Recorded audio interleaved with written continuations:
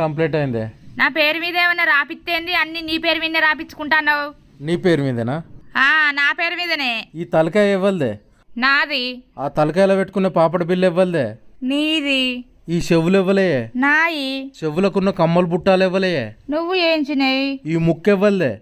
నాది. ముక్కుకుండే ముక్కెరెవ్వలే. నువ్వు కొన్నది.